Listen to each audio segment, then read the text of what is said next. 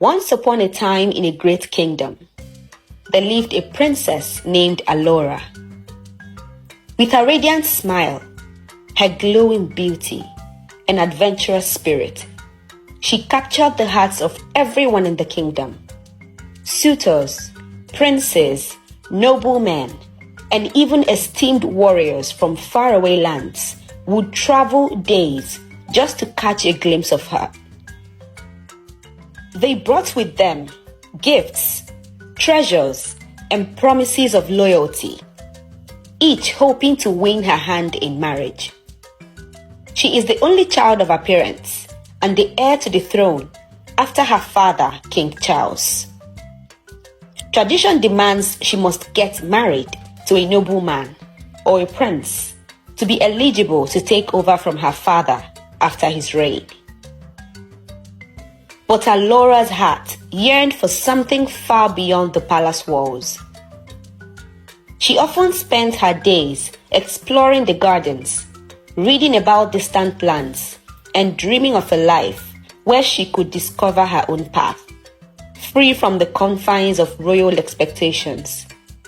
She wanted to define her own destiny and be able to choose a career or profession that would give her a sense of deeper purpose than playing princess in ball dresses day in and day out. Her father, the king, loved her dearly, but could not understand her restlessness. He wanted her to marry so she could assume her role as queen and secure the future of their kingdom. Why do you look so absent these days? What is bothering you, my child? The king asked Alora. Father, I want to discover myself. I want to explore other options and find out what the world looks like beyond this palace and kingdom. I feel so empty here, Alora replied. The king was confused. You are a princess. That is a position more rewarding than anything you can think of. You should be grateful. The king's voice roared. Go inside, have your beauty sleep, and be ready for tomorrow. A prince from the neighboring town is coming for your hand in marriage tomorrow. Princess Alora went into her room and slumped into the ground. Feeling bad that her father failed to understand her perspective. On the eve of our engagement, with a wedding feast prepared and guests arriving from all over, Alora felt trapped. That night, as the palace bustled with preparations, she made her decision. Cloaked with only a small bag of essentials, she slipped away quietly into the night, leaving behind her title, her kingdom, and the life that others had chosen for her. Alora traveled for days, wandering through forests and crossing rivers, until she finally reached a bustling city. The place was unlike anything she had ever seen. The streets were alive, with vendors calling out, people hurrying in different directions, and the sound of laughter and music filled the air. She felt both thrilled and overwhelmed by it all. She was dressed so differently than the other people in the streets, and everyone seemed busy. After hours of wandering, Alora found herself at a bus stop. Where do I even begin? I don't know anyone here, and it seems time is much faster here than it is in my calm kingdom. I wish I could meet a guardian angel of some sort, she muttered to herself. While she was deliberating within herself on where to go from there, an old man sat quietly beside her. His face was bright and striking, and he smiled at her. There was something gentle and wise about his gaze. You look different. the old man said, admiring the fabric of her cloak. Alora smiled back at him, and she felt a slight relief. She started chatting with the old man. She told him that she needs to get a job and also explore the city to get experience and find her true purpose. Alora, however, did not disclose that she was a princess in a faraway land. I once felt like I had no direction in my life when I was much younger, the old man responded.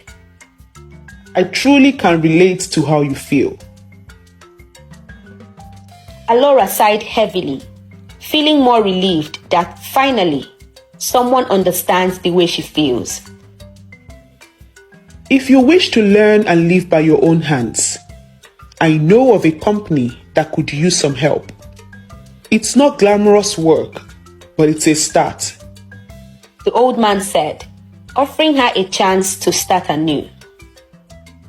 With gratitude in her heart, Alora accepted the offer. She called the number given to him by the old man and scheduled an appointment. She went shopping and purchased some new clothes to change out of her princess outfit and fit in more into her new environment. Alora joined a modest trade company, and her life began to change in ways she had never imagined. She learned to sweep floors, carry boxes, and manage her own tasks, all things her maids had always done for her. Over time, she grew stronger and her confidence blossomed. She learned about trade, logistics, and the complex art of negotiation. She managed simple projects with some merchants, closing out deals that were profitable to the company. Slowly but surely, her hard work was noticed, and she was promoted to more responsible roles. Months turned into years, and Alora had grown wise in the ways of the world. She felt a new sense of freedom and self-worth, something she had longed for since her days in the palace. But then, one fateful day, she heard whispers from travelers about her kingdom. A mysterious famine had swept across the land, and the people were suffering. Crops were failing, and many were forced to travel to distant lands just to find food. The only plant that seemed to survive was the resilient palm tree. Hearing of her kingdom's plight, Alora felt a surge of purpose. She could not abandon her people, even after all this time. Determined to help, she packed her things and returned home. When she arrived, the kingdom was almost unrecognizable. The fields were dry, and the usual cheerful markets were empty. Alora was greeted by her father, the king, who was both relieved and surprised to see his daughter.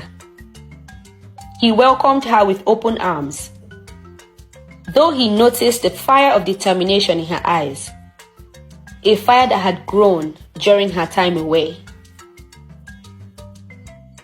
Without delay, Alora set to work. She analyzed the situation, drawing upon everything she had learned from her years in the city. Recognizing the resilience of the palm tree, she came up with an idea.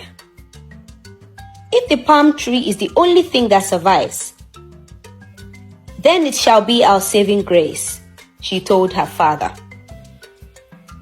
The king wasn't sure he understood what she was saying, but he decided to trust his daughter. Princess Alora reached out to the contacts she had made while in the city and arranged to partner with a refinery to transform the kingdom's palm wine into a refined and valuable drink. With Alora's vision, they created a unique product that was both delicious and long-lasting, suitable for export. Before long, traders from other lands began arriving to buy this exotic drink, bringing prosperity back to the kingdom. Alora's plans worked, and soon the people no longer needed to worry about the famine. The kingdom flourished, not only with food, but also with newfound wealth, and renowned as a trading hub for palm wine. Under Alora's guidance, trade routes were established, and the kingdom experienced an era of growth like never before. The king, seeing his daughter's accomplishments, was filled with pride. He realized that Alora was no ordinary princess. She was a queen in her own rights, wise, compassionate, and strong. He entrusted the kingdom to her, knowing she would lead it with wisdom and courage.